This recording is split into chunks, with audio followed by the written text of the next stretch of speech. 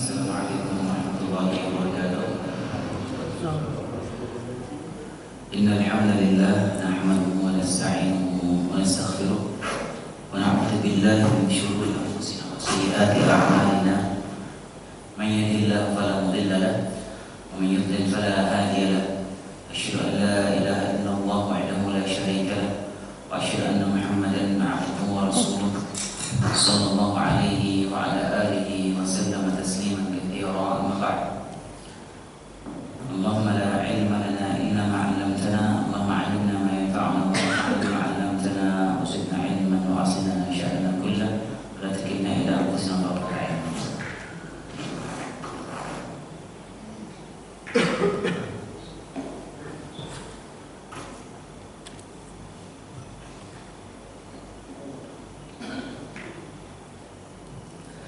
Hadirin dan hadirat rahimani wa rahmatullah.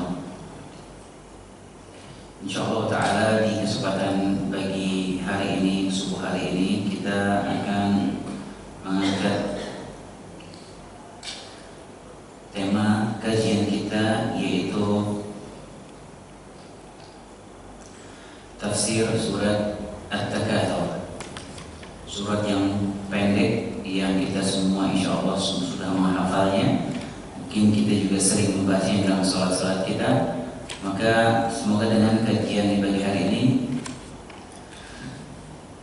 bisa memudahkan kita memahami dan mentadabburi isi kandungan dari surat yang mulia ini. Pertama, hadirin hadirat sallallahu alaihi wasallam, surat At-Takatsur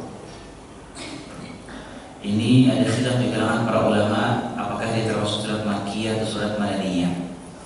Biasa ulama ahli tafsir itu khilaf apakah ini surat termasuk Madaniyah atau Makkiyah. Biasanya karena konteks dalam surat tersebut, pembahasan dalam surat tersebut terkadang karakteristik surat-surat Makkiyah dan juga terkandung juga di dalamnya karakteristik surat-surat Madaniyah. Seperti contohnya dalam surat ini, ketika Allah SWT membahas tentang keadaan yaumul qiyamah, hari akhir, hari kebangkitan, itu biasanya karakteristik surat-surat Makkiyah. Biasanya surat-surat Makkiyah sebelum Nabi SAW hijrah ke Madinah. Kemudian terkadang ada surat yang membahas masalah hukum-hukum, masalah jihad. Itu biasanya karakteristik surat-surat Madaniyah, karena jihad-jihad itu mulai disyariatkan ketika Nabi setelah hijrah ke Madinah. Nah, surat Makkiyah dan Madaniyah ini, hadirin dan hadirat sallallahu alaihi wasallam, dikatakan itu surat Makkiyah. Surat itu dikatakan surat Makkiyah itu kalau surat tersebut turun sebelum Nabi SAW hijrah ke Madinah. Sebelum Nabi hijrah ke Madinah. Adapun surat Madaniyah itu surat-surat yang turun setelah Nabi hijrah ke Madinah, walaupun turunnya di Mekah. Jadi setelah Nabi hijrah ke Madinah, Nabi beberapa kali pergi ke Mekah untuk haji, untuk umroh. Nah, terkadang ada surat turun di situ di Mekah, tapi tetap dikategorikan surat Madaniyah, bukan surat Makkiyah, karena itu dikategorikan berdasarkan waktu bukan tempat, Makkiyah dan Madaniyah. Nah, surat At-Takatsur ini sebagian ulama berpendapat di surat Makkiyah karena konteksnya bahas tentang masalah hari kiamat. Kemudian juga sebagian menganggap ini surat Madaniyah karena berdasarkan sebuah riwayat yang menjelaskan tentang sababun nuzul ayat ini. Surat ini itu tentang orang-orang Ansar yang mereka seakan-akan berbangga-bangga dengan tokoh-tokoh mereka. Siapa yang lebih hebat dari fulan dari suku ini? Siapa yang lebih hebat dari fulan? Siapa yang lebih hebat dari fulan? Fulan dari suku ini dan seterusnya. Mereka berbangga-bangga dengan orang-orang yang masih hidup. Tapi riwayat ini riwayat batil, riwayat yang lemah. Jauh sekali orang kaum Ansar, mereka orang-orang yang sudah mentalak dunia, mereka meninggalkan dunia demi agama mereka. Maka ini riwayat-riwayat batil, riwayat yang sangat lemah, dianggap riwayat yang batil oleh para ahli hadis, dan ini riwayatnya tidak benar tentang sabab nuzul surat ini. Yang benar, ini surat sedang berbicara tentang konteks kaum musyrikin di Mekah ketika itu. Tapi hadirin dan hadirat sallallahu alaihi wasallam, surat At-Takatsur ini di antara nama lainnya adalah surat al-maqbarah. Al-maqbarah itu artinya kuburan. Biasanya dalam Al-Quran itu nama-nama surat itu terkadang diambil dari kata yang paling unik sendiri di dalam surat tersebut. Biasanya dinamakan, terkadang dinamakan seperti itu. Di antaranya kalimat maqabir atau maqbar, kuburan ini tidak disebutkan di ayat lain, di surat lain, hanya disebutkan di surat ini saja. Maka di antara namanya ada surat Al-Maqbarah, surat At-Takatsur, surat Al-Hakumut Takatsur. Di antara penamaan surat ini. Baik, ayat pertama Allah Subhanahu wa taala berfirman, Al-Hakumut Takatsur. Al-Hakumut Takatsur. Bermegah-megahan itu telah melalaikan kalian. At-Takatsur itu bermegah-megah, saling banyak-banyakan, saling membangga-banggakan sesuatu, saling menyaingi dalam hal sesuatu. Allah menyebutkan, membuka surat ini dengan menyatakan Al-Hakumut Takatsur. Sifat bermegah-megahan, saling menyaingi, banyak-banyakan, ini telah melalaikan kalian. Perhatikan ayat ini hadirin sallallahu alaihi wasallam. Allah tidak menyebutkan objeknya, berbanyak-banyakan, bermegah-megahan, berbangga-banggaan dalam hal apa. Tidak disebutkan. Ketika objek tidak disebutkan, ini memberikan faedah keumuman. Jadi apapun itu, ketika kita berbanyak-banyakan, saling menyaingi, bangga-banggaan, itu akan melalaikan kita. Mau itu banyak-banyakan harta, saling bermegah-megahan, banyak-banyakan harta, atau dia berbangga-banggaan, berbangga-banggaan, banyak-banyakan anak, banyak-banyakan ilmu, banyak-banyakan aset misalnya, banyak-banyakan istri misalnya, dia bangga-banggaan. Nah, saling berbangga-bangga seperti ini melalaikan manusia. Jadi umum apa aja. Kenapa Allah SWT menyebutkan sifat seperti itu menjadikan orang itu dia lalai? Karena kalau orang dia orientasinya ingin banyak-banyakan, ingin saling menyaingi, ini jelas akan menjadikan dia panjang angan-angannya dalam kehidupan dunia. Kehidupan dunia begitu singkat, ringkas, tapi dia terlalu panjang angan-angannya. Kenapa? Karena dia dilalaikan dengan at-takatsur, berlomba-lomba, banyak-banyakan, saling menyaingi. Ingat, ketika seseorang manusia itu dia semangat untuk mencari rezeki, mencari harta, itu hal yang wajar. Itu hal yang wajar. Bahkan apalagi seorang laki-laki, dia harus mencari nafkah, mencari rezeki untuk kemaslahatan dirinya, untuk kemaslahatan keluarganya, anaknya, istrinya. Itu hal yang manusiawi, hal yang wajar. Tapi perkara tersebut menjadi tercela. Menjadi tercela ketika dia at-takatsur. Ketika dia ingin nambah lagi, banyak-banyakan, terus dia berbangga-bangga, semakin banyak, semakin bangga. Ini yang tercela. Mungkin dia sudah berkecukupan dengan hal yang dimiliki, tapi dia tidak puas. Dia ingin terus menambah lagi. Mungkin hal yang sudah dia punya itu sudah sangat cukup untuk dia, tapi dia lihat orang lain, kawannya, tetangga yang mungkin punya sesuatu yang lebih bagus, lebih banyak, lebih mewah, dia merasa tersaingi, dia termotivasi, sehingga dia bergerak lagi untuk mengalahkan kawannya tersebut.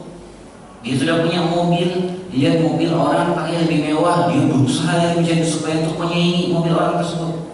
Dan begitu, inilah yang tercela. Ini disebut dengan at-takatsur. Ini yang disebut dengan at-takatsur. Ketika kalau dia mencari dunia tersebut untuk tujuan akhirat, maka dia terpuji. Dia semangat mencari harta untuk dia sedekahkan dia Allah SWT, untuk membantu kaum muslimin misalnya, untuk menjadi modal dia di akhirat, maka ini terpuji. Ini terpuji. Ketika dia menjadikan itu obsesinya, mengejar untuk menyaingi orang lain, untuk dia banyak-banyakan dan dia untuk membanggakan dirinya, maka inilah yang tercela, yang menjadikan manusia lalai. Dan subhanallah, kita dapat ya sebagian orang, sebagian kaum muslimin ketika dia banyak-banyakan dalam sesuatu, dia membangga-banggakan sesuatu, itu sesuatu yang dia kumpulkan, yang dia koleksi, yang dia berbangga-bangga dengannya adalah sesuatu yang pada hakikatnya tidak ada manfaatnya untuk dia sama sekali, tidak ada manfaat untuk akhiratnya, bahkan terkadang sesuatu itu gak ada manfaatnya untuk dunianya, gak ada manfaatnya sama sekali. Tapi dia habiskan waktu, dia lelehkan dengan perkara tersebut untuk dia kumpulkan, dia koleksi, dia kejar-kejar sampai melelehkan dia. Padahal perkara tersebut nggak ada faedahnya, manfaatnya untuk dia di dunia, nggak ada pada di akhirat. Contoh misalnya orang yang dia menghabiskan waktunya untuk koleksi batu akik, di mana ada batu akik yang mungkin antik, mungkin mahal, mungkin unik, dia cari sampai keluar kota, sampai safar dia jadi batu akik. Ya, subhanallah, ini batu akik nggak ada manfaatnya untuk di dunia, nggak ada manfaatnya bagi di akhirat. Ada orang yang mungkin hobinya koleksi mobil-mobil klasik, ada mobil klasik dia cari, harganya mahal dikeluarkan, dia cari informasi gimana, coba dia tawar, dia nego, sampai di bursa dapat, pajang di rumahnya, bangga dia, senang dia melihat. Nggak ada manfaatnya untuk dia di dunia, nggak ada manfaatnya, apalagi di akhirat itu akan memberatkan dia, memberatkan hisab di akhirat. Udah habis waktunya dan dia juga akan panjang hisabnya. Seperti itu sebagian manusia. Subhanallah. Saya ingat ucapan salah seorang tokoh, ya, dia artis ya, di Hollywood, orang Barat. Ahmad, mungkin antum tahu Ahmad yang dulu mantan bidara, itu dia orang kaya raya. Dia koleksinya itu di rumahnya macam-macam koleksi. Dia koleksi jam tangan mewah, dia koleksi mobil mewah, bahkan tank itu dia koleksi. Tank bekas perang itu dia koleksi semua. Jadi dia kebanyakan duit dia koleksi. Terus dalam sebuah wawancara dia ngomong, yang hal yang paling dia menjadikan dia menyedihkan itu ya, yang bikin dia kesel itu, dia bilang yang bikin saya kesel itu ketika saya menyadari bahwa pokoknya saya akan mati nanti. Setelah saya mendapatkan semua ini, kita akan mati nih katanya. Subhanallah. Dia kesal dia sama kematian itu. Karena terlalu cinta sama dunianya. Jauh sekali bagaimana mindset seorang mukmin dengan orang kafir seperti itu. Orang mukmin dia jadikan kematian itu tujuannya dia. Dunia ini dijadikan ladang untuk dia mengumpulkan bekal untuk menuju kematian itu yang dia tunggu-tunggu itu. Kalau mereka dia kumpulkan semua terus dia kesel nih, saya bakal mati, saya akan meninggalkan semua, sakit hati. Itulah tergantung seperti itu. Ya macam-macam orang, ada yang dia koleksi sepeda, ada sepeda nggak tahu nama jenisnya apa, lupa. Biasa sih kalau bentuknya biasa, harganya bisa sampai 200 juta dan sampai 300 juta sepeda. Lagi musim sepeda beli, nyari sepeda beli, pakai hilang musim sepeda beli, gantung aja sepeda dipajang di rumah. Dihisap itu, kalau sementara sepeda itu. Kenapa beli sepeda semahal itu? Apa urgensi untuk dia? Ya. Apalagi kalau dia bangga sama sepedanya. Sepeda baru ya, yang mahal posting, barang satu yang mahal posting. Untuk perempuan hati-hati yang doyan koleksi tas. Subhanallah. Kalau sudah keluar bawa tasnya nggak boleh di bawah 600 juta. Terus kalau sudah kumpul sama akhwat-akhwat sosialita, ketemu bawa tas itu, besoknya janjian ketemuan lagi berikutnya, malu dia bawa tas yang sama, malu dia gengsi, tas yang lain lagi, ya gelang harus renceng, gelangnya harus renceng, harus kelihatan. Kalau kumpul sama teman-temannya itu malu dia, kalau enggak, kalau kosong. Kadang itu tas harga ratusan juta, 600 juta, 300 juta, 1 M itu kadang dipajang berkoleksi, banyak dikoleksi di rumahnya, di kamarnya. Subhanallah. Dia kira nggak ditanya sama Allah SWT itu. Apa urgensi dia beli tas mahal itu? Kenapa banyak? Dibandingkan sama sedekahnya bagaimana? Dibandingkan sama dia ibadah harta bagaimana? Subhanallah. Inilah takatsur seperti itu, melalaikan manusia. Dalam sebuah hadis yang perhatikan hadis ini, hadis sahih riwayat Muslim, Nabi SAW, sahabat ini bercerita ketika dia bertemu Nabi SAW, Nabi sedang membaca ayat Alhaakumut Takatsur. Sungguh berbangga-bangga telah melalaikan kalian dari ketaatan. Setelah Nabi membaca ayat itu, Nabi SAW berkata, Yaqul ibnu Adam, mali mali. Anak Adam berkata, hartaku hartaku. Qal, wa hal laka ibnu Adam min malika illa ma akalta fa afnayt aw labista fa ablayt aw tasaddaqta fa amghayt. Anak Adam berkata, hartaku hartaku. Nabi berkata, sungguh wahai anak Adam, tidak ada hartamu, kamu tidak punya harta. Sungguhnya kamu tidak punya harta kecuali sesuatu yang kamu makan kemudian habis, kemudian sesuatu yang kamu pakai kemudian dia usang, kemudian sesuatu yang kamu sedekahkan, itulah yang akan tersisa di akhirat. Subhanallah. Perhatikan hadis ini. Harta seorang itu, yang sebenarnya harta seseorang itu yang dia makan habis, yang dia pakai sampai usang, atau yang dia infakkan jalan Allah SWT, itu yang tersisa. Itulah harta sebenarnya. Sisanya tidak dia tidak dimati, dia akan tinggalkan semua dunia. Dia akan tinggalkan, tidak ada yang dia bawa satupun, wala satu baju dia tidak bawa, wala satu helai uang dia tidak akan bawa. Hartanya itu yang dia nikmati, itulah hartanya dia sebenarnya. Orang dihabiskan waktunya, umurnya habis untuk mengumpulkan harta, sampai bisa bangun sekian rumah, beli sekian puluh mobil. Dia tidak akan bawa mati semua itu. Orang mungkin di rumahnya punya 10 mobil mewah. Kalau dia mau keluar rumah, yang dia pakai cuma sebiji itu mobil. Nggak bisa dia pakai 20-20-nya keluar bareng sama dia, nggak bisa. Yang dia nikmati cuma satu itu aja. Kalau dia mati, dia akan tinggalkan semua mobil-mobil itu. Tidak akan dia bawa. Subhanallah. Itulah harta yang kita nikmati, itu harta kita. Kita kalau pergi ke restoran all you can eat, bayar cepet, misalnya 200, semua kita bisa makan. Coba makan sepuasnya. Lihat macam-macam makanan ya, daging-daging, makanan mewah sepanjang. Masya Allah. Apa yang kita dapatkan sebenarnya ya sepiring 2 piring yang bisa kita makan. Nah itulah sebenarnya harta kita itu.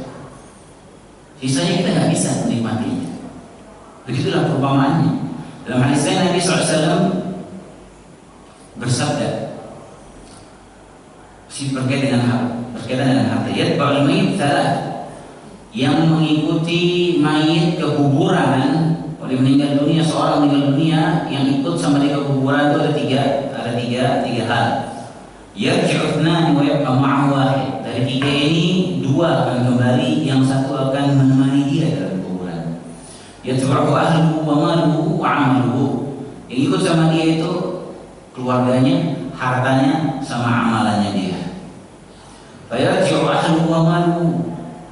Hartanya dan keluarganya akan kembali pulang meninggalkan dia. Wa yabqa 'amaluhu, tapi amalannya tetap setia menemani dia di situ. Mungkin orang dia pergi kuburan, mungkin disusun sama keluarganya, mobil-mobil yang dia punya ikut mengantarkan dia ke kuburan. Tapi setelah dia selesai dikuburkan, semua keluarganya, anak istrinya pulang, mobil-mobilnya kembali, jadi harta wajar dibagikan ke orang, ke ahli warisnya.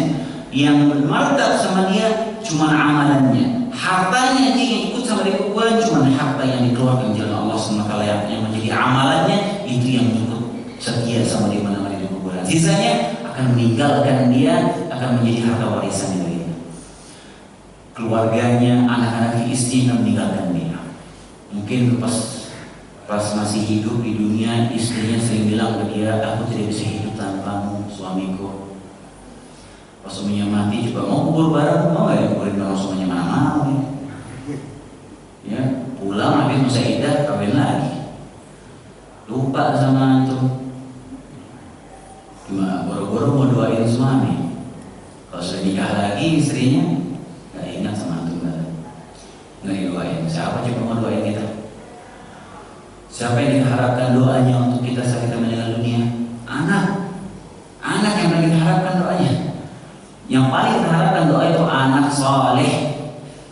Istri belum tentu berdoakan kita kalau sudah meninggal dunia. Apalagi kalau sudah nikah lagi, dia bisa lupa sama kita. Tapi kalau anak tidak akan, anak soleh dia tidak akan. Nggak usah pakai disuruh, anak soleh dia akan berdoakan orang tuanya tanpa disuruh. Siapa kita mengharapkan doanya selain anak kita? Nggak ada. Satu-satunya anak. Antum tanyakan pada diri kita, pernah nggak kita rutin mendoakan om sama tante kita yang sudah meninggal dunia? Kita lupa sama orang kita meninggal dunia. Kita ponakannya, kita lupa mendoakan mereka kadang-kadang. Tapi kalau anak orang tua nggak pakai suruh, itu sudah fitrah kita mendoakan orang tuanya. Jika meninggal dunia, anak soleh. Jadi harta sebenarnya itu yang dia rubah menjadi amal soleh itu akan menangani jadi kuburan. Ya subhanallah. Orang di hadis waktu di dunia mengumpulkan harta untuk ditinggalkan semuanya, tidak akan dia bawa. Lalai sama harta. Mending kalau cuma lalai, bahkan terkadang dia terjerumus dalam hal yang haram demi mengejar harta, saking cintanya sama harta dunia. Dan Nabi SAW bersabda, ta'isa abdul dinar, ta'isa abdul dirham, ta'isa abdul khamisah. Celaka budaknya dinar, celaka budaknya dirham, celaka budaknya khamisah, celaka budaknya dolar, budaknya rupiah, celaka, binasa mereka. In u'tiya rati wa illam yu'tu sakhit. Kalau dia mendapat dikasih dia senang, legowo ya. Tapi kalau dia tidak mendapatkan itu dinar, dirham, dolar, rupiah, dia akan murka. Dia merasa ketika dia punya dolar, dinar, dirham, rupiah, dia merasa dia mengontrol, mengendalikan harta itu, padahal sejatinya dia yang dikontrol sama harta itu. Kalau urusan harta, urusan fulus, disuruh dusta dia. Urusan uang disuruh dia manipulasi data demi mendapatkan itu harta. Bukan kita jadi budak dari harta tersebut. Karena dia menjadi berkata celaka budaknya dinar, dirham. Dia menjadi budak hartanya dia. Bagaimana seperti itu?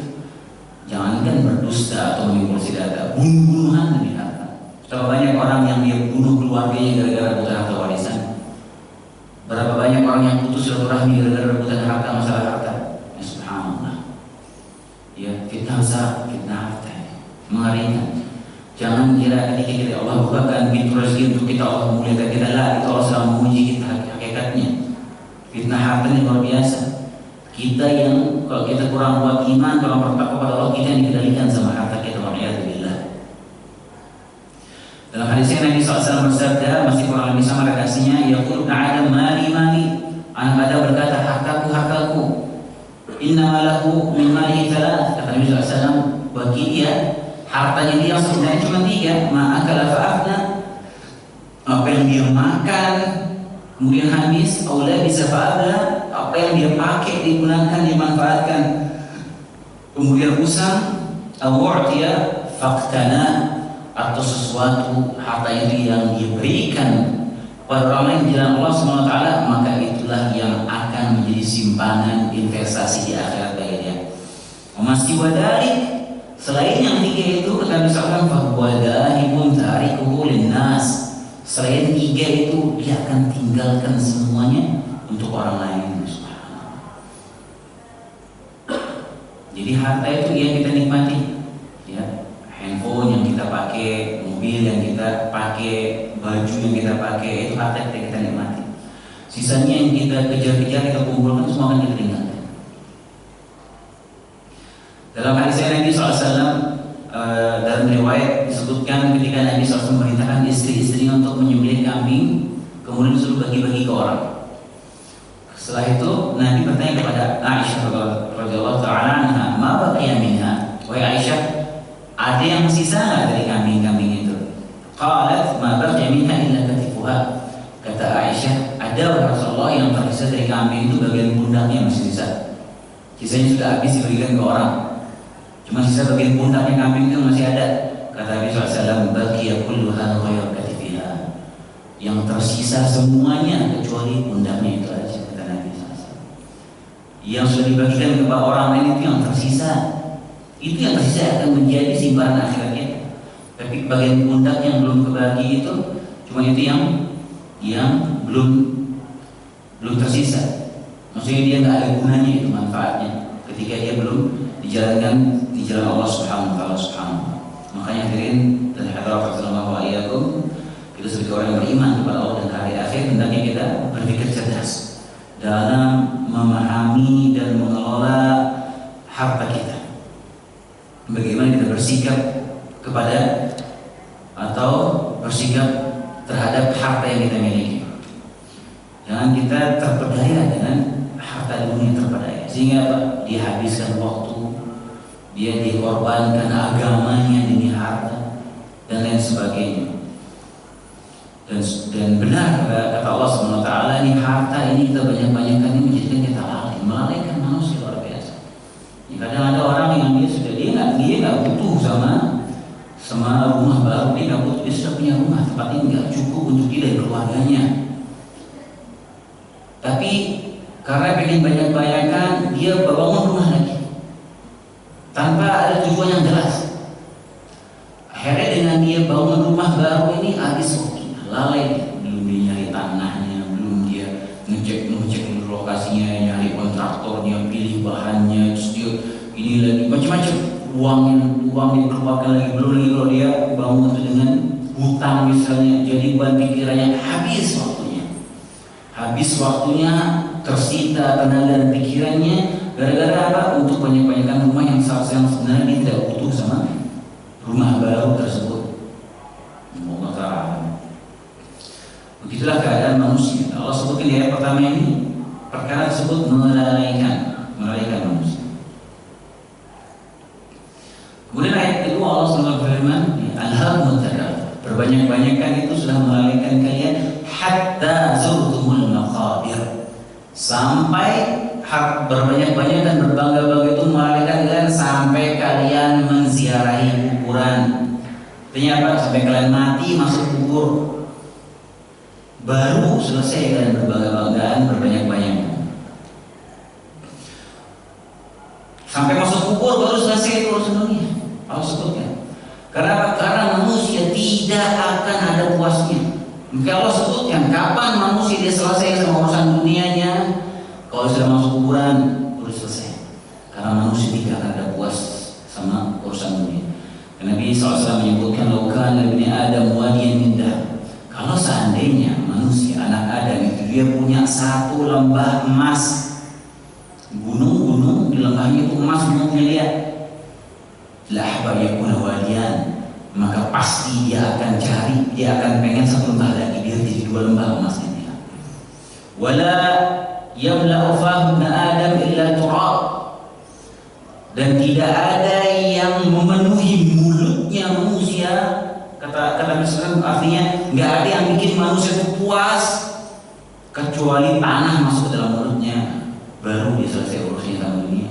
Artinya sampai dia mati dikuburin, tanah masuk dalam mulutnya, baru dia selesai urusannya sama dunia, baru dia puas. Kalau belum masuk tanah ke dalam mulut, belum masuk tanah dalam mulutnya, artinya belum ditimbun, dia belum mati, dia nggak akan ada puas manusia. Nabi SAW menyatakan, ini hadis sahih. Wa yatubullah ala man tab, dan Allah akan menerima taubat orang yang bertaubat kepadanya. Dari ayat ini hadirin assalamualaikum, Allah menyebutkan zurtum hatta zurtum, sampai kalian menziarahi kuburan.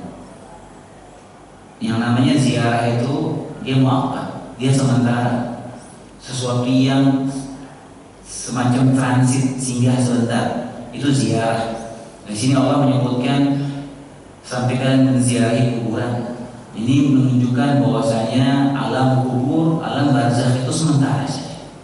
Sementara kehidupan yang sebenarnya, tempat kembali yang sebenarnya, yaitu setelah yaumul qiyamah, setelah hisab, setelah sirat, ya ada dua opsi. Kalau nggak surga, ya neraka. Itu tempat kembali yang sebenarnya. Adapun alam kubur itu hanya sementara saja. Makanya Allah membahasakan di sini zurtum, sampai kalian menziarahi kuburan. Makanya orang yang mungkin dia sudah meninggal 2000 tahun yang lalu, 2000 tahun yang lalu dia sudah dikuburkan. Dia akan tinggi, dia cuma sebentar saja sehingga di alam barzakh itu. Makanya dalam banyak sekali ayat dalam Allah menyebutkan ketika manusia dibangkitkan itu mereka kebingungan, mereka seakan-akan baru di sebentar saja. Ka'annahum yawma yarawnaha lam yalbathu illa 'ashiyatan aw duhaha. Allah SWT dalam surat An-Nazi'at, pada saat mereka menyaksikan nanti hari kiamat, mereka seakan-akan tinggal di kehidupan dunia itu cuma waktu duha atau waktu sore saja, sebentar saja. Masa sebentar ya? Karena memang kehidupan setelah hari kiamat itu kehidupan yang tidak ada endingnya, selamanya. Ya, orang mungkin yang sudah dikuburkan dari zaman Nabi Adam itu, dia dibangkitkan kan masa sebentar sekali hidup di dunia. Subhanallah. Makanya di sini Allah bahasakan zurtum, kalian akan menziarahi kuburan sebentar saja dalam kuburan itu. Padahal mungkin bisa sampai ribuan tahun di dalam kuburan, cuma dianggap sebentar saja itu kehidupan kubur pada saat. Sampai dia masuk kuburan, menjadi kuburan baru manusia selesai dari at-takatsur ini, berbangga-bangga banyak-banyak. Kemudian ayat ketika Allah berfirman, kalla sawfa ta'lamun, sekali-kali tidak, kelak kalian akan mengetahui akibat dari perbuatan kalian. Ini ancaman dari Allah SWT. Ancaman ini isyarat akan adanya azab kubur, isyarat bahwasanya orang-orang yang dia bertakatsur tersebut diancam azab kubur, diancam ada dengan adab kubur oleh Allah Subhanahu wa taala. Kalla sawfa ta'lamun. Sekali-kali tidak kalian akan mengetahui akibat perbuatan kalian. Tsumma kalla sawfa ta'lamun. Tsumma kalla sawfa ta'lamun. Kemudian Allah mengulangi lagi ancaman tersebut. Kemudian sekali-kali tidak, kelak kalian pasti akan mengetahui akibat perbuatan kalian. Ini ancaman di atas ancaman. Allah ulangi ancamannya. Ancaman bagi orang yang bertakatsur. Nanti kelak di masa kuburan dia akan mengetahui akibat dari perbuatan tersebut.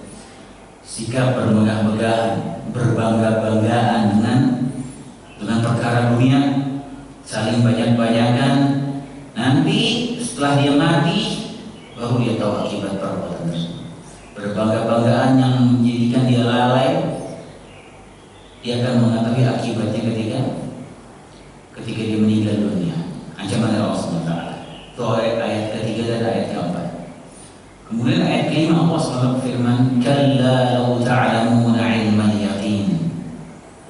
Sekali-kali tidak, sekiranya kalian mengetahui dengan pasti, dengan ilmu yaqin. Ayat ini masih berkaitan dengan ancaman yang sebelumnya, yaitu seandainya manusia itu tahu dengan pasti, dengan ilmu yakin, apa itu neraka jahanam, ya billah.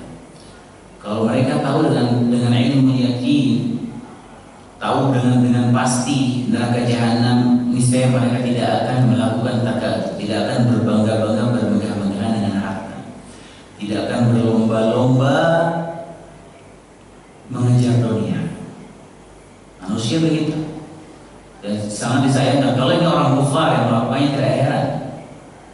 Tapi sebagian kaum muslimin yang berlomba-lomba mengejar dunia seperti itu, saling bangga-banggaan, ya seolah-olah dia malu atau ketinggalan. Seperti yang kita bilang, ini kenyataan, ini nyata. Ini bukan omong kosong yang saya sampaikan. Sebagian wanita itu kadang dia malu keluar bawa tas itu aja, padahal tas harganya ratusan juta. Kalau ketemu lagi teman yang sama, ketemu lagi pakai bawa tas yang sama, malu dia. Ya subhanallah. Benar yang Allah sebutkan. Takatsur seperti itu. Berlomba-lomba mengejar dalam perkara dunia, berlomba-lomba bersaing-saing, berbangga-bangga dalam perkara dunia, ini akan membinasakan manusia. Karena Nabi SAW menyampaikan di hadapan para sahabatnya sebagian besar sahabat Nabi SAW orang yang miskin. Kata Nabi SAW, wallahi man faqra akhsha alaikum. Demi Allah, bukan kemiskinan yang aku khawatirkan atas kalian. Kalau aku tidak takut kalian miskin, melaratnya. Walakin akhsha alaikum an tubsata alaikum dunia. Tapi yang aku khawatirkan, kata Nabi SAW, dibukakan kepada kalian dunia. Fatanafasuna kama tanafasuna. Lantas kalian berlomba-lomba mengejar dunia itu sebagaimana orang-orang sebelum kalian berlomba-lomba mengejar dunia.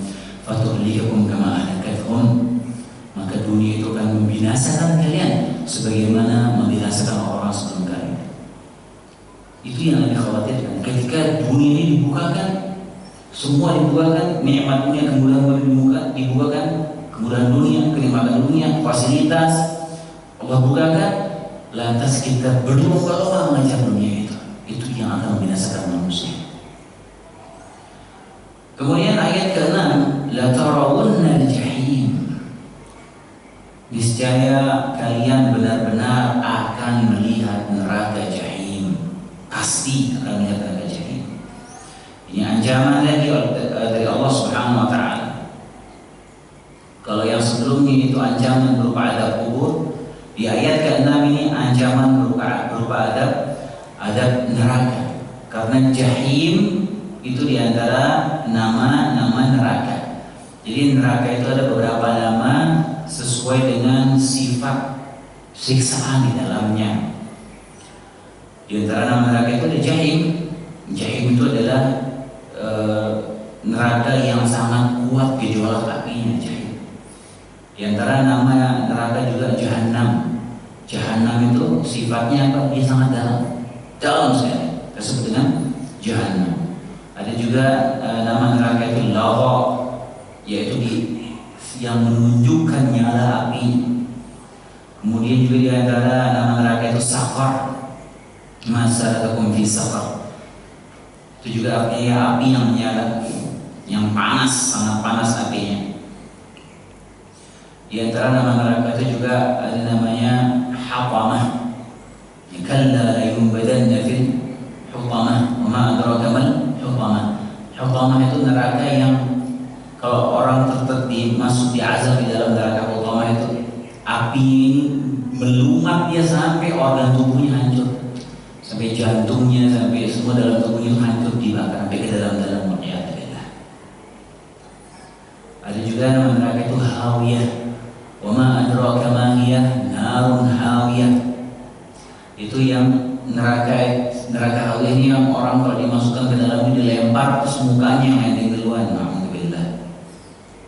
Itu nama-nama neraka sesuai dengan sifatnya, sifat adab siksaan di dalamnya.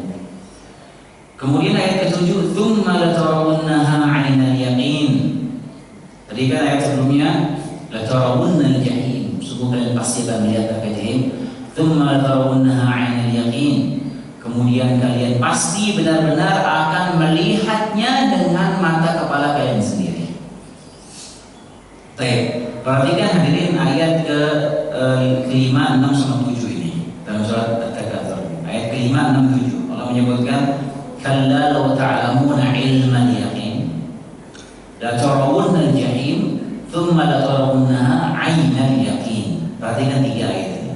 Ini berkaitan dengan keyakinan manusia, berkaitan dengan keyakinan manusia terhadap sesuatu itu ada tiga tingkatan. Ada yang pertama namanya ilmu yakin, yang kedua ada namanya ainul yakin, yang ketiga namanya apa? Hakul yakin. Ini tingkatan.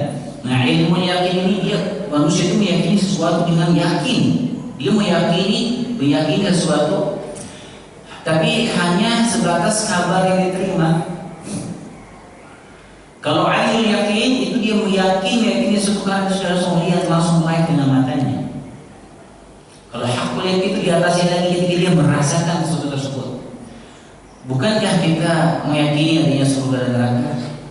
Kita yakin tidak ada surga? Yakin. Itu ilmu yakin. Kenapa kita bisa yakin adanya surga? Karena datang kabar wahyu Al-Quran, hadis kepada kita. Kita imani itu, kita mengimani itu. Ini wahyu, tidak terbantahkan. Disampaikan kepada Nabi dan Rasul tentang adanya surga. Kita mengimani surga, ilmu yakin. Nanti di hari kiamat kita melihat nih sudah melewati sirat, nyampe ke Qantarah, depan kita pintu surga. Baru kita nyampe ke level ainul yakin. Kita yakin karena kita lihat langsung. Begitu nanti masuk, kita menyentuh buah-buahan surga, kita nikmati, masuk ke dalam surga, baru kita hakul yakin. Karena Allah menyebutkan tentang neraka. Kalla law ta'lamuna 'ilmal yakin. Kalian pasti akan mengetahui. Kalau kalian tahu dengan ilmu yakin tentang neraka, azab nerakanya. Kemudian dikatakan la tarawunnal jahim, kalian pasti akan melihat langsung dengan neraka jahim itu. Kenapa di sini Allah SWT menyebutkan dengan ainul yaqin, tidak menyebutkan dengan hakul yakin tentang neraka jahanam? Karena sebagian ulama ini menjadi dalil bahwasanya ayat ini umum, khitabnya untuk muslim dan juga untuk orang-orang kafir. Karena disebut dengan ainul yakin, karena nanti di yaumil qiyamah semua akan menyaksikan neraka itu, semua akan melihat, baik yang kafir maupun yang mukmin. Semua orang mukmin juga, semua tanpa terkecuali akan melihat neraka itu. Semua pasti. Tapi masuk belum tentu. Tapi kalau melihat semua. Kapan itu? Ketika menyeberangi sirat. Sirat itu terbentang di atas neraka. Demikian juga pada di penghujung padang mahsyar, dalam sebuah hadis sahih disebutkan didatangkan neraka ditarik dengan 70 tali, dan setiap 70 tali ditarik oleh 70 malaikat. Melihat. Nah, itu ainul yakin, semua akan melihat, semua pasti akan melihat neraka. Ya Allah sebutkan dalam surat Maryam, wa minkum illa waridha, tidaklah seorang pun dari kalian kecuali pasti akan melewati neraka jahanam. Warid itu kan mampir, bukan mampir maksudnya masuk, tapi maksudnya melewati, karena ayat ini berbicara tentang sirat. Wa minkum illa waridha dalam surat Maryam, tidaklah seorang dari kalian kecuali pasti akan melewati neraka. Kana ala rabbika haqqan maqdiya, itu sudah kepastian yang Allah tetapkan. Tsumma najil ladzina taqaw wa nadharu dhalimin fiha jithiya, kemudian kami akan menyelamatkan orang-orang yang bertakwa ketika melewati sirat, dan kami akan membiarkan orang yang zalim itu berlutut di dalam neraka terjatuh. Jadi semuanya pasti akan melihat neraka itu dengan ainul yakin, semua tanpa terkecuali. Tapi orang yang beriman, yang bertakwa kepada Allah, dia akan selamat. Dia tidak akan merasakan neraka dengan hakul yakin, tidak, hanya melihat saja. Itulah hikmahnya Allah menyebutkan dengan ainul yakin. Tsumma latarawunnaha ainul yakin, kalian pasti akan melihat dengan ainul yakin neraka jahanam itu. Tsumma latus'alunna yawma idzin 'anil na'im. Ayat terakhir, kemudian kalian benar-benar pasti akan ditanya oleh Allah tentang kenikmatan yang kalian dapatkan. Semua akan ditanya oleh Allah SWT. Kenikmatan yang Allah berikan kepada kita, semuanya tanpa terkecuali pasti akan ditanya oleh Allah SWT. Semuanya. Sahabat bertanya kepada Nabi SAW, "Ya Rasulullah, kami ini cuma minum air putih sama kurma, ya Rasulullah, hidup kami. Apakah air putih sama kurma itu akan ditanya Rasulullah?" Akan ditanya Allah SWT, air sama kurma itu. Apalagi tas yang harga 700 juta, ya. Subhanallah. Mungkin dia punya rumahnya biasa-biasa aja, nggak kenapa-napa, nggak ada masalah, nggak ada kerusakan, nggak ada yang bocor, tapi iseng renovasi, ganti temboknya, tambahkan pernak-pernik hiasan yang mahal, ganti genteng yang lebih mahal, padahal rumahnya kenapa-napa. Siapkan jawabannya dari Allah SWT. Pasti akan ditanya, nggak mungkin tidak. Kenapa? Apa urgensinya? Kenapa dikeluarkan uang untuk itu? Siapa jawabannya? Nggak mungkin gak ditanya oleh Allah SWT. Tidak mungkin, pasti ditanya. Bukan tidak boleh kita pakai barang mewah. Kalau kita butuh sama barang itu silahkan. Kalau kita butuh perlu, nggak apa-apa. Tapi pasti akan ditanya oleh Allah SWT. Siapkan jawabannya. Setiap kali keluar iPhone yang terbaru, gelisah dia kalau nggak ganti. Padahal HP-nya kenapa-napa.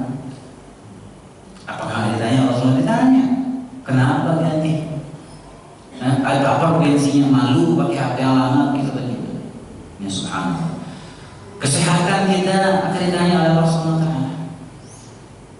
Akan dipertanggungjawabkan. Dulu Allah kasih sehat badan yang segar, waktu masih sehat, masih fit, masih prima badan, malas ibadah, malas ke masjid.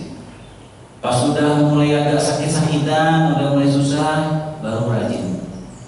Baru rajin ibadah. Kenapa? Nggak waktu masih muda dia karena dia terlalaikan, terpedaya dengan kesehatan. Itu manusia kebanyakan seperti itu. Makanya Nabi SAW menyebutkan ni'matan maghbulun fihima katsirun minan nas. Ada dua kenikmatan yang manusia itu banyak lalai dengan dua kenikmatan ini, as-sihat wal faragh, yaitu kesehatan dan waktu luang. Waktu sehat dia lalai dari ibadah kepada Allah SWT. Waktu dia masih kuat badannya, malas ke masjid, malas ibadah. Pas sudah hilang kesehatannya, baru dia sadar kemana aja untuk sehat dilalaikan oleh kesehatan tersebut. Demikian juga waktu luang, waktu masih luang waktunya dihabiskan untuk hal yang sia-sia. Pas sudah sibuk, pas sudah lagi sedikit waktunya, baru dia tersadarkan betapa berharganya waktu luangnya. Dalam hadis Nabi SAW bersabda, la tazilu qadama 'abdin yawm al-qiyamah hatta yus'ala 'an arba'. Tidak akan bergeser kaki seorang hamba pada hari kiamat kecuali dia pasti akan ditanya 4 perkara. Al-umrihi fi ma'afnah. Pertama, umurnya dihabiskan untuk apa? Ditanya oleh Allah SWT, umurnya habis buat apa? Untuk bekerja dari pagi sampai malam misalnya. Atau dihabiskan umurnya ini untuk mendekatkan diri kepada Allah SWT, untuk mengumpulkan bekal akhirat. Yang kedua Allah tanya, an ilmi fima fa'al, ilmunya diamalkan atau tidak. Wa an malihi min ayna iktasabahu fima anfaqahu, dan hartanya. Ditanya Allah SWT dua, ditanya dari mana dia dapat harta itu dan kemana dia keluarkan harta itu. Subhanallah. Ini pertanyaan pertama soal harta sudah cukup banyak membinasakan manusia. Dari mana dapat harta? Pertanyaan pertama ini mungkin sudah banyak membinasakan manusia. Banyak yang pendapatannya itu dari harta-harta yang haram, bisnis-bisnis yang haram. Ini sudah banyak membinasakan manusia. Pertanyaan satu ini. Belum lagi pertanyaan kedua, kemana dia infakkan, salurkan harta itu? Harta ini dihabiskan buat apa? Dia mau jawab apa di hadapan Allah SWT? Habis buat pakai koleksi mobil, buat pakai koleksi tas mewah, ya, atau apa? Atau harta yang dihabis untuk membiayai anak yatim misalnya, dia habis untuk membantu kaum muslimin yang terkena musibah misalnya, dan sebagainya. Pasti akan ditanya oleh Allah SWT. Pasti, tidak mungkin itu. Kemudian yang terakhir, wa anjisni fi ma'abla, dan badannya itu dia habiskan untuk apa? Usang badannya ini sampai itu dia digunakan untuk apa? Ya, hadirin hadirat sallallahu alaihi wasallam, beberapa sedikit lagi beberapa faedah terkait dengan hadis ini, terkait dengan surat ini. Faedah yang bisa kita petik dari surat ini, kandungan dari surat At-Takatsur. Yang pertama, kita dianjurkan, disunnahkan khususnya bagi laki-laki untuk sering-sering ziarah kubur. Sering-sering ziarah kubur. Karena ziarah kubur ini mengingatkan kita kematian, mengingatkan kita negeri akhirat. Orang kalau jarang melihat kuburan, dia akan lalai. Sering-sering ziarah kubur, ya. Yang meninggal ini siapa aja yang dikuburkan di sini? Ya, segala macam. Orang kaya raya, jenderal, ya mungkin mantan pejabat, orang top, orang banyak duit. Di mana dia sekarang? Dalam tanah. Udah habis badannya dimakan ulat. Ingat itu. Kalau kita sering-sering ziarah kubur, itu menyadarkan kita hidup ini gak lama, kita akan nyusul ke situ. Makanya kalau bisa kuburan ke pinggir jalan raya. Kalau bisa bikin pemakaman besar di samping kantor-kantor pemerintahan. Di seberangnya gedung DPR tuh jadi kuburan. Jadi anggota DPR misalnya gedung-gedung kantor-kantor kementerian gitu. Kalau dia ngantor siapa lagi lihat kuburan, ingat ya. Ntar anak masuk situ, ntar mati, ingat mati. Ya, sering-sering ziarah kubur. Yang Nabi SAW bersabda, zurul kubur, fa innaha tudzakkirul akhirah, fa innaha tudzakkirul akhirah. Ziarah kuburan, karena kuburan itu mengingatkan kalian kematian. Kemudian juga faedah yang bisa kita petik dari surat ini, yaitu hendaknya kita semuanya yakin bahwasanya semua harta kita ini akan dimintakan pertanggungjawabannya Allah SWT. Semakin kita bertakatsur, semakin kita akan binasa. Semakin kita memperbanyak diri, memperbanyak harta, bangga-banggaan, semakin itu akan menyengsarakan kita setelah kematian, di yaumil hisab nanti. Karena semuanya pasti akan ditanya oleh Allah Subhanahu wa taala. Ya, mungkin ini dia kajian singkat yang bisa kita kaji, semoga bermanfaat. Jika ada yang bertanya, saya persilakan. Ini rahmat Allah Subhanahu wa taala di tengah kajian kita pada kesempatan pagi ini yang membahas tentang tafsir surat Al-Kasr. Silakan bagi jemaah yang mau bertanya. Ada Pak Heru mengawali, silakan. Assalamualaikum warahmatullahi wabarakatuh. Ustaz, apakah kita harus berpikir ya, artinya masjid itu kan rumah Allah ya Ustaz ya. Nah, sedangkan kalau rumah kita itu lebih bagus dari masjid itu, apakah layak gitu ya Ustaz ya? Layak atau gimana? Atau tidak apa-apa gitu. Sedangkan masjid aja rumah Allah itu gitu. Maksud rumah kita lebih bukan dan sebagainya. Dan standarnya apakah kita bisa melihat masjid yang lain atau masih sekitar ya? Terima kasih. Ya, sebenarnya tidak ada standar dalam masalah itu ya. Kita juga mau standar kita rumah kita itu seperti apa, itu sesuai kebutuhan. Demikian juga masjid. Bahkan sebagian ulama itu menghindari masjid itu dibuat terlalu mewah, terlalu megah.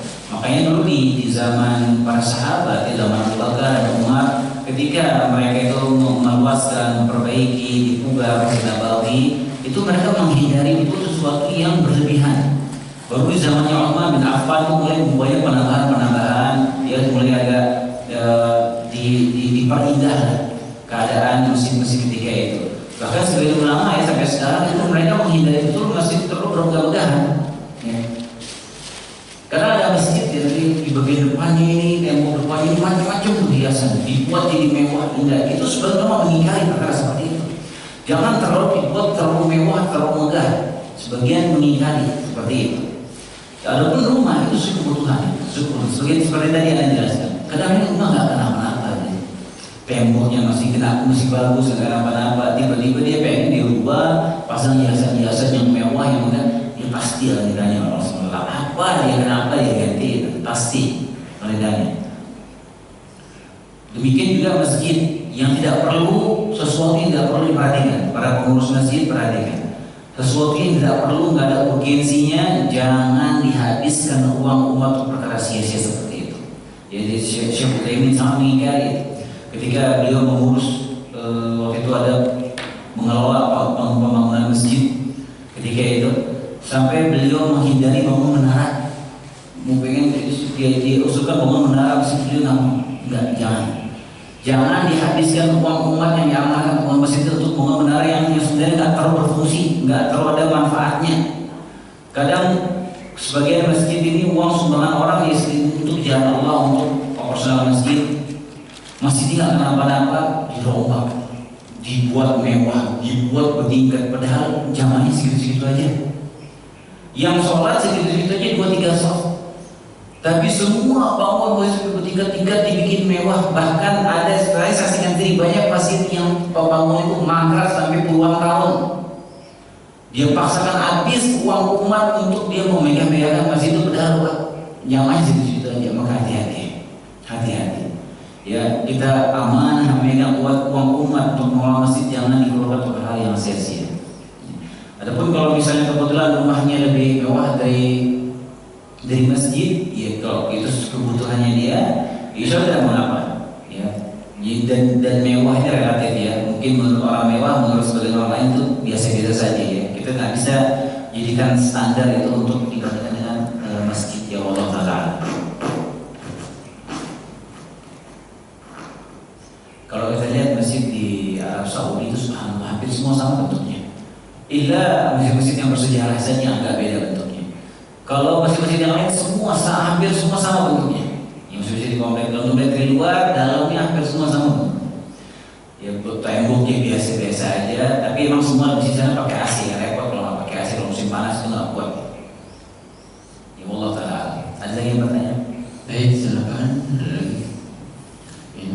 Menambahkan Ustaz pertanyaan.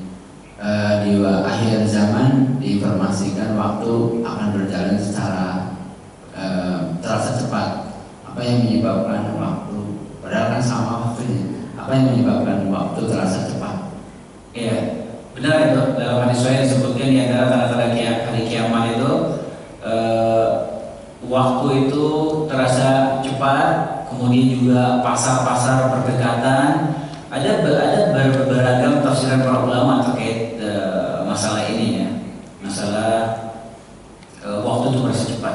Ada yang menafsirkan memang berasa waktu itu berasa cepat sekali, dan subhanallah ya, kita juga merasakan itu. Kita merasakan kok kayaknya baru kemarin Jumatan, terus sekarang Jumatan lagi gitu. Ngerasa nggak kalian?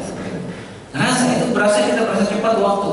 Kita merasakan sendiri seperti itu. Kita mana zuhir seperti itu. Dia merasakan waktu itu berasa cepat. Sebagian ulama menafsirkan hadis ini maknanya waktu itu cepat, terasa cepat, yaitu kita memotong waktu khususnya dalam perjalanan itu berasa cepat. Jadi dulu orang itu kalau dia mau menempuh perjalanan dari satu titik ke titik yang lain itu makan waktu lama sekali. Mungkin dia mau safar dulu dari Mekah ke Madinah itu mungkin bisa seminggu 2 minggu mungkin. Perjalanan jauh. Sekarang bisa ditempuh dengan waktu yang sangat singkat. Berasa cepat dia menempuh perjalanan. Kita sekarang dari Indonesia mau ke Saudi, coba ini kalau zaman dulu. Berapa perjalanan sekarang cuma 9 jam, 10 jam sudah nyampe. Sudah memaknai waktu itu cepat karena kita bisa menempuh satu titik ke titik yang lainnya. Perjalanan itu dengan waktu yang sangat singkat. Itu di antara tafsir para ulama kontemporer seperti itu. Demikian juga pasar berdekatan. Ya, kalau dulu kan pasar orang dari jauh atau ke pasar satu titik pasar kumpul situ. Sekarang pasar berdekatan. Ya mungkin pasar di sini pasar, situ pasar, soalnya kita ada pasar. Ya. Sekarang yang bilang ada yang lebih dekat lagi pasar. Toko kuning sama toko hijau sebelahan misalnya satu. Itu tanda kiamat ya, tanda kiamat. Allah Taala. Ya ada yang makna zuhir, kita merasakan itu cepat sekali waktu ini berjalan subhanallah. Ya ada yang maknanya itu kita menempuh waktu dalam perjalanan itu bercepat. Ya. Seperti itu kurang lebih Allah Taala. Dan lagi ada lagi pertanyaan? Ustaz, Assalamualaikum warahmatullahi wabarakatuh. Mungkin bertanya Ustaz, bagaimana dengan berbangga-banggaan dengan hafalan Al-Qur'annya, terusnya pergi haji dan umroh sedekahnya, dengan dalil banyakkan orang untuk memotivasi orang lain untuk biar supaya lebih baik dibandingkan dirinya. Kalau yang seperti ini apakah dibolehkan atau tidak Ustaz? Syukran jazakumullah khairan. Iya, baik. Banyak ya yang bertanya seperti ini ya, berhujah seperti itu. Karena ini mau memotivasi ya. Anak supaya memotivasi, bukan mau berbangga-bangga. Jadi antara dia memotivasi dengan dia berbangga itu sebenarnya tipis sekali sebenarnya.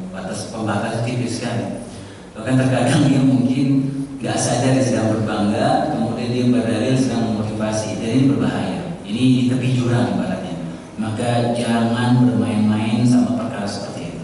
Kita tidak mau amal ibadah yang sudah kita kerjakan capek-capek itu hilang gitu saja. Hati-hati. Karena amal ibadah itu bisa saja hilang pahalanya setelah selesai kita kerjakan. Makanya ulama mewasiatkan, menasihati kita itu untuk mengoreksi niat kita itu sebelum kita beramal. Perbaiki niat kita, apa tujuan kita beramal, ikhlas atau tidak. Kemudian di tengah-tengah amal kita itu kita terus koreksi niat kita lagi, masih stabil nggak keikhlasan kita. Kemudian setelah selesai dari amal itu koreksi lagi. Jangan sampai syaitan mungkin sudah ceritakan dengan bangga amal terus. Ente sudah haji belum? Ente sudah berhaji belum? Alhamdulillah 15 kali. Ente haji belum? Alhamdulillah 15 kali. Ente semalam sholat malam nggak? Tahajudnya dari malam. Alhamdulillah, semalam dari jam 2:30 sampai jam 2:30 ya tahajud, dan alhamdulillah sudah 15 tahun begitu. Itu bisa hilang pahala tahajudnya seperti itu. Hati-hati. Itu syaitan mancing-mancing tuh. Syaitan mancing-mancing ceritakan haji, ceritakan amal. Dia tanpa sadar nanti ada ujub dalam hatinya, berbangga dia. Maka hati-hati. Yang menjaga keikhlasan itu bukan perkara sepele, perkara berat. Dan amal ini kita jaga itu supaya tetap utuh pahalanya, juga utuh perjuangan. Karena syaitan akan terus berusaha agar rusak ibadah kita tersebut. Kalau mau motivasi berat ya mungkin ya sama sekali, karena menjaga keikhlasan itu nggak gampang ya. Sufyan Ats-Tsauri, seorang ulama hadis ulama tabi'in, berkata, "Ma'ariftu syai'an ashadda 'alayya min niyyati, li'annaha tukhallaqu 'alayya." Aku tidak pernah memperbaiki sesuatu, mengoreksi sesuatu yang lebih berat, lebih susah kurasakan daripada mengoreksi niatku, karena niatku ini berbolak-balik dalam hatiku, kata Sufyan Ats-Tsauri. Ini beliau seorang ulama ahli hadis, ulama tabi'in, berbicara seperti itu di zaman listrik aja belum ada, apalagi internet, apalagi sosmed. Begitu dia ngomong, seorang ulama. Nah, terus kita zaman sekarang kita posting kita lagi haji misalnya, orang mau motivasi follower-nya biar bisa haji. Ini berat ya, berat. Ya, terkadang orang itu dia tidak sadar dia sedang terjerumus dalam riya, dia tidak sadar. Karena riya itu samar sekali. Ya, seperti semut hitam berjalan atas semut hitam di tengah gelapnya malam, seperti itu sihir kecil itu Nabi menggambarkan bagaimana samarnya. Ya, karena terkadang orang itu dia sedang tidak sadar. Makanya itu ibaratnya dia sedang bermain tepi jurang. Kalau saran anak, jangan. Ya, itu bisa jadi itu syaitan mancing-mancing dia. Posting dong, ceritain dong supaya orang motivasi, sengaja kita dimotivasi seperti itu, disuruh motivasi, padahal tujuannya untuk merusak amal kita.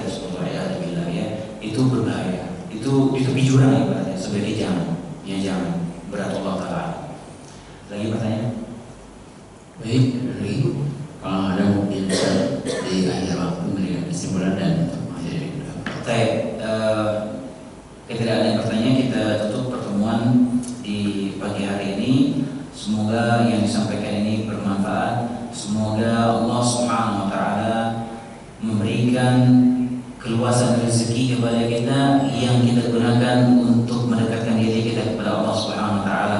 Semoga Allah menjauhkan kita dari sifat takatur, berbangga-bangga, mengejar dunia. Semoga Allah Subhanahu Wa Ta'ala mewafatkan kita dalam keadaan husnul khatimah dan mengumpulkan kita semua di surga Firdaus. Amin ya rabbal alamin. Kurang lebihnya saya mohon maaf. Insyaallah kita bertemu lagi di kesempatan lain waktu. Kita tutup dengan doa kafaratul majelis. Subhanallah wa bihamdika asyhadu an la ilaha illa anta astaghfiruka wa atubu ilaik. Assalamualaikum warahmatullahi wabarakatuh. Waalaikumsalam warahmatullahi wabarakatuh.